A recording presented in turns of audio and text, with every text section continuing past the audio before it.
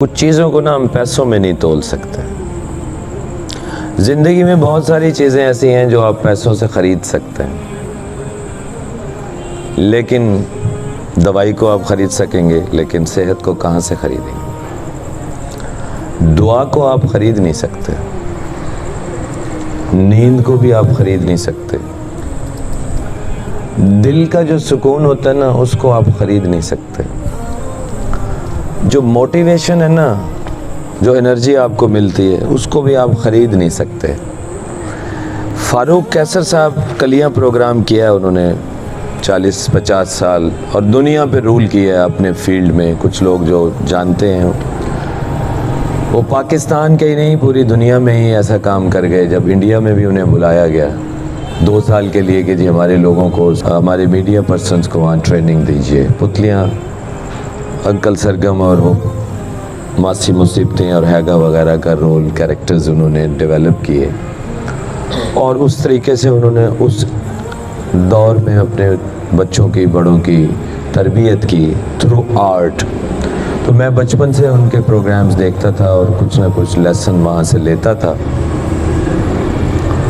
वो डेथ से ना 1-8 साल पहले उनके कुछ इंटरव्यूज़ आने शुरू हुए, तो मैं उनको फॉलो करता था। जो भी जिस फील्ड में बड़े लोग होते हैं जिन्होंने नाम बनाया और ख़ासकर तरबियती टच था उनके काम में, तो मैं शुरू से ही इंस्पायर्ड रहा हूँ। मोइन अख्तर हों, अनवर मकसूद हों, ज़िया मोइनुद्दीन हों, ये हमारे उस्ताद हैं। हम इनसे मिले भी नहीं लेकिन उस्ताद हैं हमारे।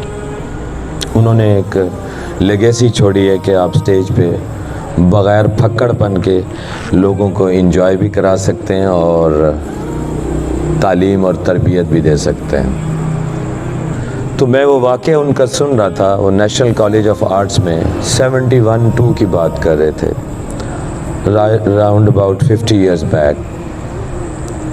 तो उन्होंने ये अप्रिसिएशन कितना मैटर करती है ये मैं आपको बताने लगा हूँ उस वाक़े की रोशनी में।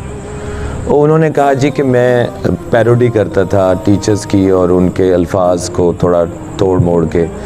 अपर पोर्शन में हमारा क्लासरूम था तो मैं वहाँ पे लिख देता था कुछ शायरी इस तरह से कि जिसमें थोड़ा सा एंटरटेनमेंट भी होती थी, कुछ मैसेज भी होता था, कुछ मिमिक्री टाइप भी होती थी और मैं फ़िज़िकली मिमिक्री भी करता था टीचर्स की जिनके स्टाइल से मैं मुतासिर था। तो एक साहब थे टीचर, उनके नाम नहीं मुझे याद रहा, काफ़ी वो सीरियस किस्म के टीचर थे। एक ही शॉट में वो पूरा स्केच बनाते थे। कहते कि इतना ज़्यादा उनका वो था, वहाँ पे होल्ड भी था, रोब भी था, दबदबा भी था।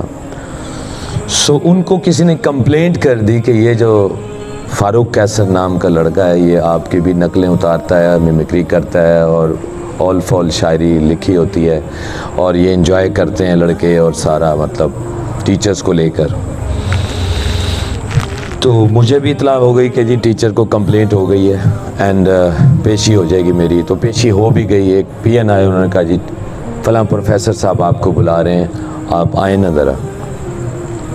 अब 3-4 जो दोस्त थे उनकी महफिल के, उन्होंने कहा यार ये तो अच्छी बात नहीं है, हम ये क्या हुआ ये वो। तो उन्होंने कहा यार तू तो गया। मैं भी सोच रहा था अंदर से कि मैं तो गया। और फिर उन्होंने सोचा कि अगर तुझे एक्सपेल करते हैं ना तो हम स्ट्राइक बैक करेंगे और स्ट्राइक करेंगे, ये है वो है, ये ऐसा नहीं होना चाहिए इस। लेकिन जो पर्सनालिटी का एस्पेक्ट था वो यही था कि इसको ये खड़े खड़े फारिग कर देंगे। तो उन्होंने बुलाया प्रोफेसर साहब ने, उन्होंने कहा भाई ये तू लिखता है बोर्ड पे? कहा जी सर मैं। उन्होंने कहा चल मुझे लेके चल। अब मुझे पता था वहाँ कुछ लिखा हुआ है, शेर व शायरी असातिज़ा के ऊपर है या अपने कलीग्स के ऊपर। तो मैं डरते डरते उनको लेकर ऊपर चला गया। बोर्ड पे कुछ लिखा हुआ था, क्लासरूम ऑफ होने के बाद वो लिख देते थे। अच्छा वो थोड़ी देर के लिए रुके, वो कह रहे ये तूने लिखा है? जी सर मैंने लिखा। देख के मुझे कहते यार अच्छा है, कंटिन्यू करो, कीप इट अप। अच्छा मैं कहता मेरा दिमाग सुन हो गया कि प्रोफेसर साहब मुझे तो अप्रिशिएट कर रहे हैं।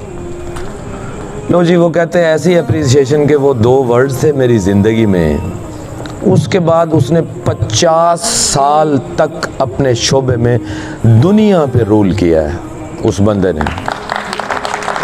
वो उस वक्त कहते जी अगर वो दो सेंटेंसेस मुझे न मिलते और मुझे थपकी न मिलती उस्ताद की तरफ से, वो बोल मुझे सुनने को न मिलते यार ये तो अच्छा है, ये आप करो, इसको आगे बढ़ाओ, तो मेरे अंदर का जो वो एक्सपोजर था वो अंदर ही कहीं दब के मर चुका होता। और याद रखिए क्वालिटीज़ अल्लाह ताला ने जो अता की होती हैं उनका एक ख़ास टाइम ऑफ एक्सपोजर होता है, अगर उस टाइम पे वो न निकलें वो स्पॉइल हो जाती हैं, उनकी एक्सपायरी आ जाती है।